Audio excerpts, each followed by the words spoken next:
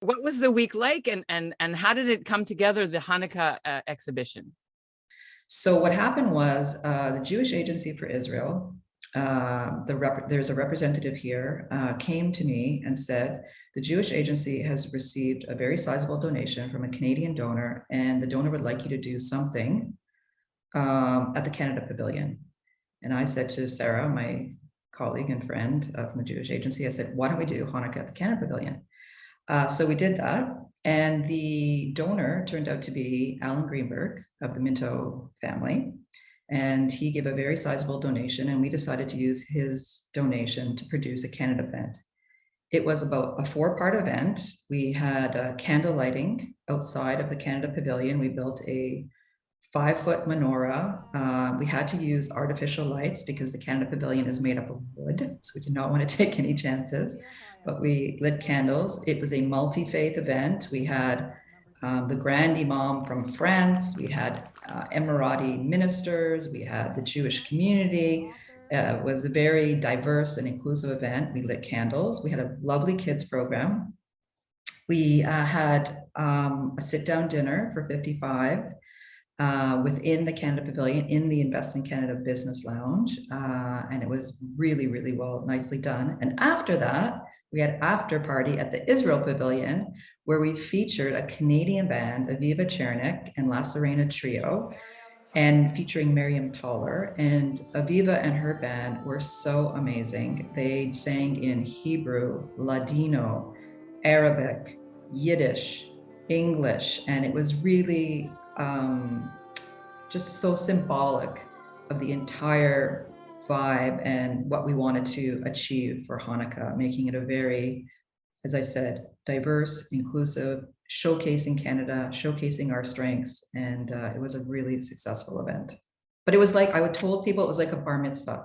Like I was the MC and I would get on and do my MC thing and say my speeches. And I would be like, welcome back to Malka's bat mitzvah. Like seriously, it was huge. Well, I mean, table centers, and I saw some pictures, the menu. Was the menu, were you able to do it kosher? Was there any thought to kosher? Oh, no, it was fully kosher, catered.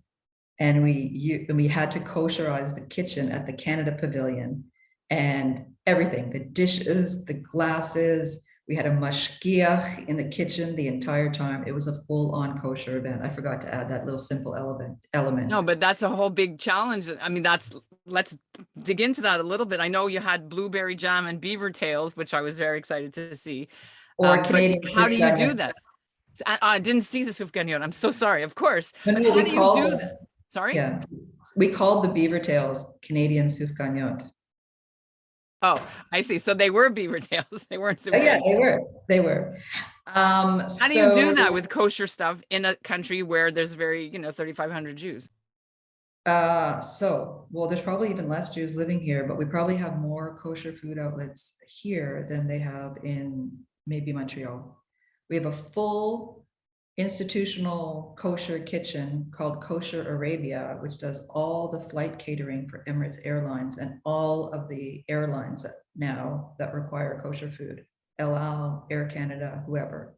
So it's a huge institutional kitchen, and they also do catering of restaurants.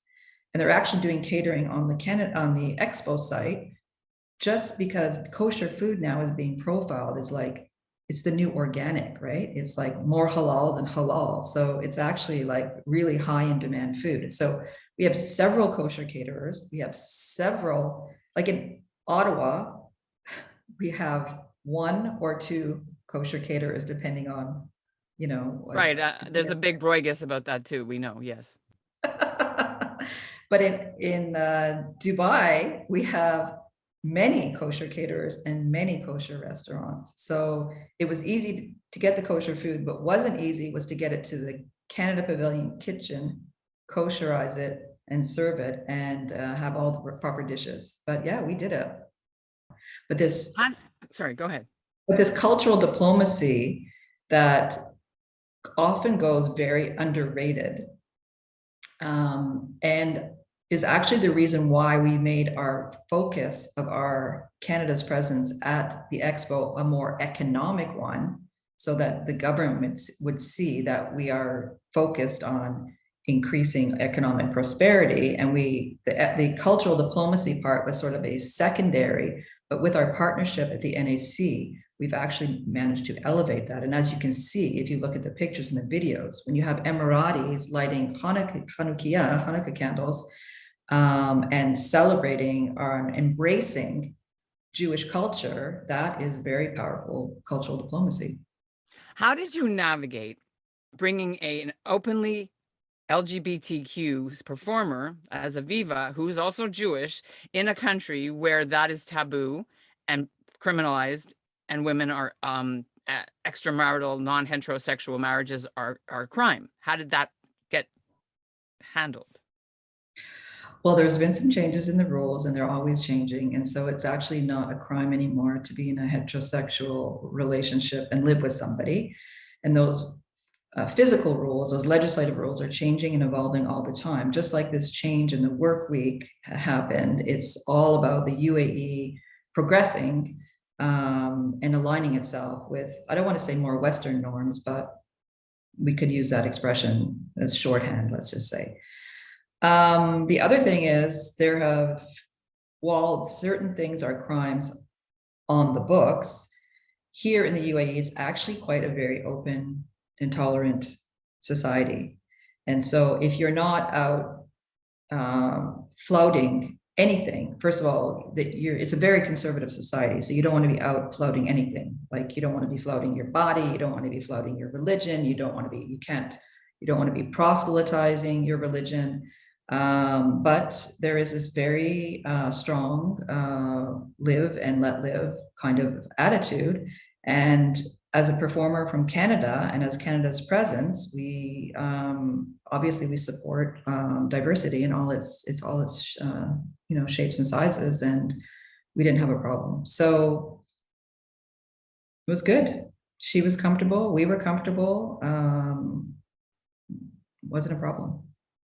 I mean, to be fair, Freedom House gives the UAE a bad rating in terms of press freedom, democracy, and a whole list. I'm sure you're aware. I don't have to go down. I can put the link in our notes. And you say that it depends. The books say one thing, but society is something else. But people are still in prison. There is no real free press. So how as a Canadian Jewish woman, does that impact your personal day-to-day relations when you are showing the flag or going out on your own thing? What do you have to do to not flaunt, as you said, and also Right. not get into trouble? Right. Well, I am a diplomat, so I'm trained to be diplomatic, and it doesn't matter where you are in the world. You can represent your country and you can represent what your country represents. But at the end, you're a guest of the host government. So you really want to respect the host government. Doesn't matter where you are in the world. So, and every culture is different. There's conversations that you can have behind closed doors. There's conversations you can have privately, and there's conversations that you can have publicly. So it's always just a matter of adjusting your frequency. But personally, as a Jewish woman in the UAE, I have never, ever had a problem here. And I arrived here, you remember, 2018, well before the Abraham Accords. I was, to be honest with you, to the last minute, wasn't sure that they were going to accept my credentials the day that I arrived. First of all, I thought it was a bold move for the government to send a Jewish woman to Dubai. And then I thought it was an even bolder move for the UAE to accept me. But that was a perception. And that's the other thing I think about this country, is that there's a lot of misperceptions about what happens here. And in order to really understand it, you really have to experience it, and you really have to understand the subtleties. But I never had a problem being a Jewish woman in Dubai. I didn't talk a lot about it. I didn't lead with that at the beginning, but post-Abraham Accords, it's actually what's defining my posting. Emiratis come to me. They wanted me to interpret for them. They call on me as a representative of all the things that they want their country to be. Strong female leadership, diverse, inclusive, open, tolerant, supportive of their relationship with Israel. So in that vein, Canada is a huge ally in that regard. So when you're doing business, do you have to wear a specific type of clothing. I saw you were wearing kind of longish skirts when you presented your credentials in Dubai. That was before you were promoted. Is that still a thing? So I never wear an abaya, which is what women wear. And the only time I will cover up is if I go into a mosque. So it would not be dissimilar than going into a synagogue where you'd have to be covered up, basically. I would cover my head, I would cover my arms, and I would cover, well past my knees. But that's only if I go to a mosque. Otherwise, I'm basically free to wear whatever I want to wear. Dubai, much more so than Abu Dhabi. Abu Dhabi is like the Ottawa of the UAE. It's a little bit more conservative. Dubai is more like the Montreal, where there's, more fashion, there's many more visitors. It's a lot more open. But as a representative of the government of Canada, I am not showing a lot of skin when I go out, even for a fancy event. I always have a cover up with me. I made the mistake once of going with bare shoulders, thinking that could be appropriate. But I felt very, very uncomfortable, even though there had no reason to be uncomfortable. I did. So basically, if I have a meeting with the government, I cover, to my wrists, I cover my knees, and that's it. Otherwise, I wear all my normal clothes. And I have to say, I have a lot of longer clothes that I probably wouldn't wear if I was in Montreal right now. But I'm very happy with them. You mentioned the difference between Abu Dhabi and Dubai. Let's talk about that from a Jewish lens. How are the two cities' Jewish communities different? Can you sort of delve into that a little bit for our listeners? So Dubai is a much larger populace, and that is where the Jewish community began. And that is where the nucleus of the Jewish community is. Dubai is also the main tourist area. So it's where a lot of tourists come. It's also the main business area. So if people are coming on business, they're going there. So there's a much larger cluster of Jews there. And that's where the majority of the Jewish community is. But there is a vibrant Jewish community here in the UAE. There's a licensed congregation with a Rabbi that celebrates all the Chagim. They have Shabbat, I believe, regularly.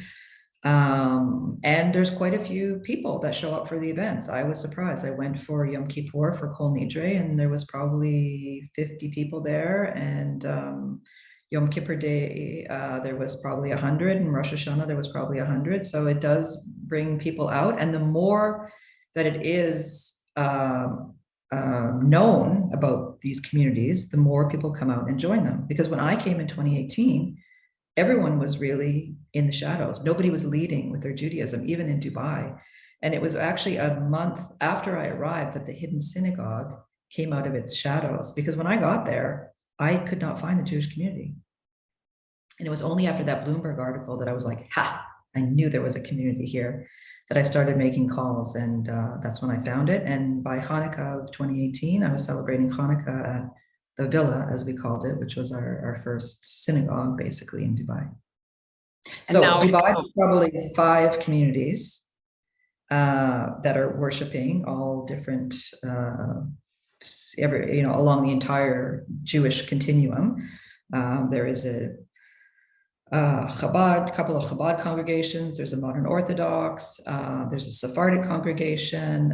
There is a more Reform congregation. So yeah, there's something for everyone. And any given Shabbat, you can go in any one of these to celebrate, to have a meal, to meet your friends, etc.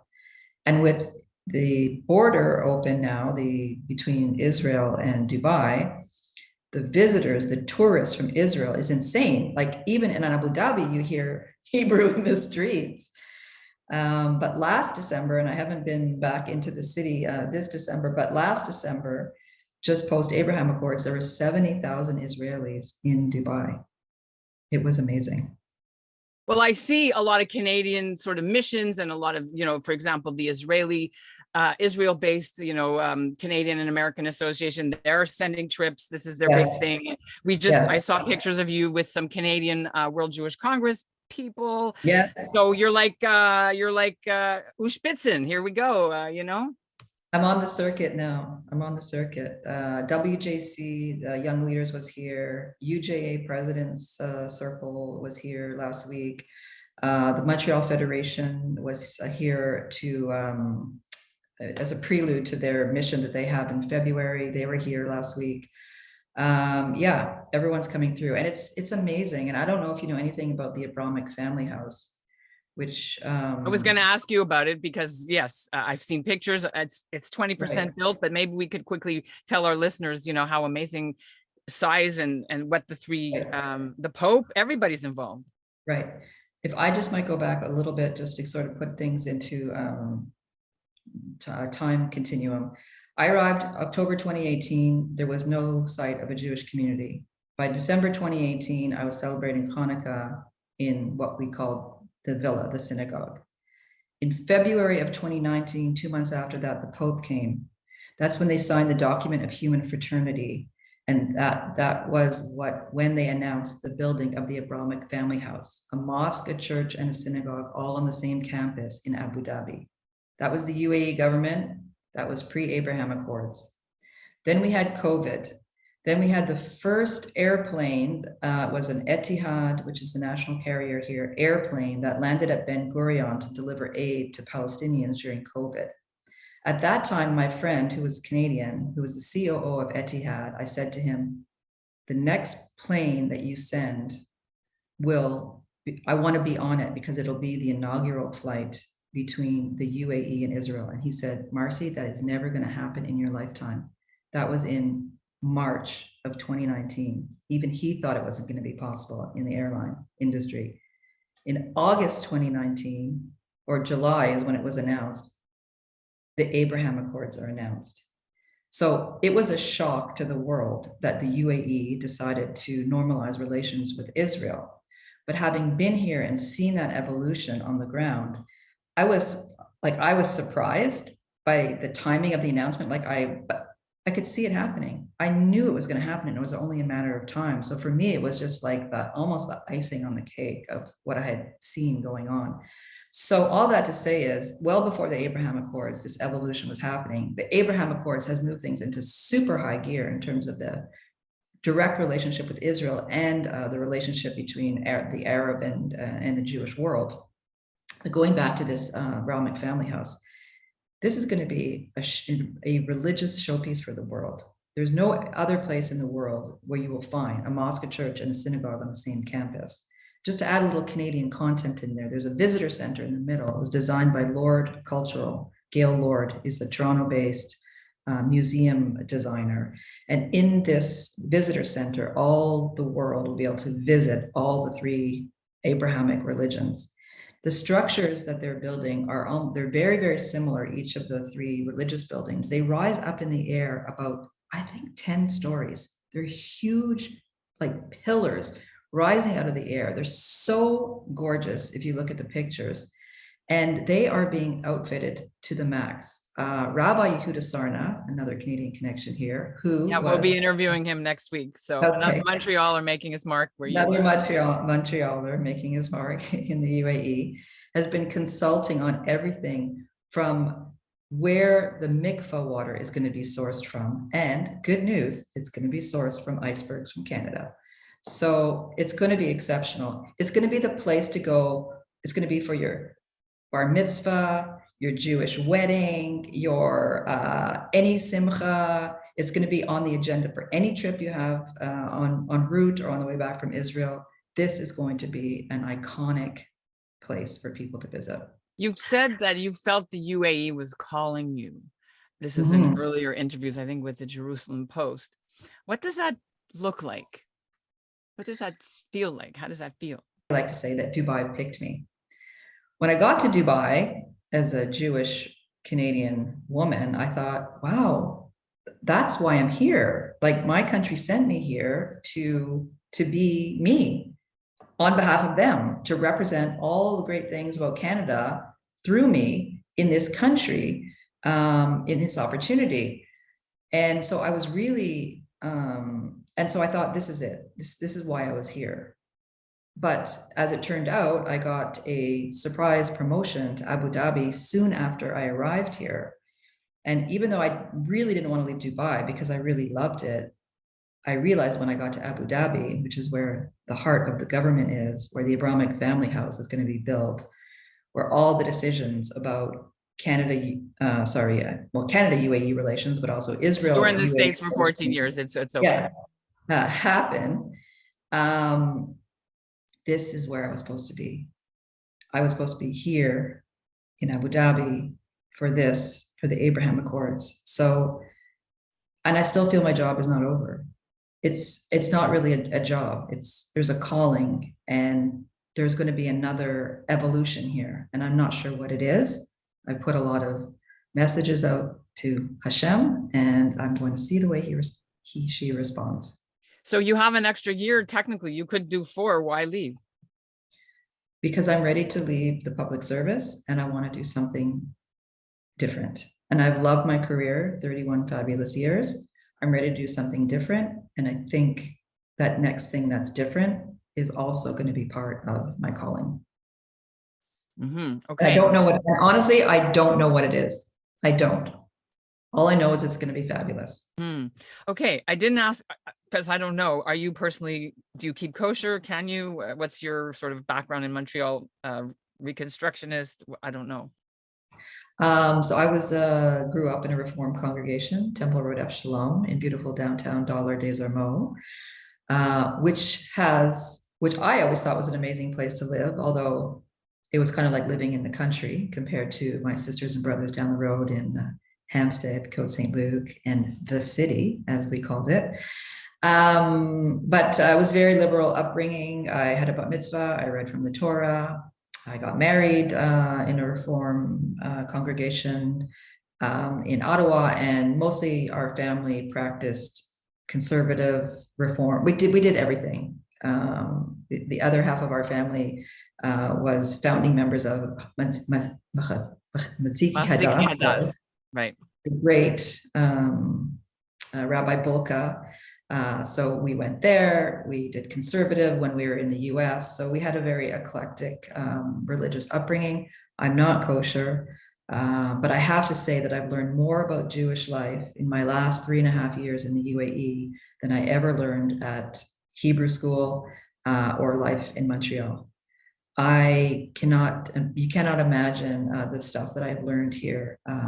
I know all the how to make challah, and every reason for every single spiritual and symbolic ingredient you add to making a challah, and why it's braided a certain way. And I do Shabbat here every week. I started it with the Israeli ambassador, the chargé, a very good friend of mine who was introduced through friends in common. He was the chargé. He's not here any longer, but we started Shabbat Club, myself, his wife, and every week we would alternate tables, his house and my house, and we would have a very eclectic Shabbat, and did the whole Yom HaShishi and lit candles and taught our Emirati friends about what Kiddush was. And we had challah that was hot and delivered from Chabad every week. And in fact, there's some waiting in my doorway right now for me to pick up. They send candles, they send kedem, grape juice every week, and 2 nice loaves of challah. So as I said, I'm really embracing my Jewish life here, and it's really been beautiful. When you're away from where it's easy, that's usually when you have to become better at it, because you're the ambassador, not just for Canada, but for all Jewish stuff. So you got to study up. You got to study up. Exactly. And that's what happened, right? Yeah, I do feel in a lot of ways I have been the ambassador to the Jewish community, even in Dubai. When we have a special Shabbat, they ask me to say the prayer for the UAE, and so it's a great honor. Pretty amazing. It's so great to have you with us on the CJN Daily. Thank you so much for being with us today from Abu Dhabi.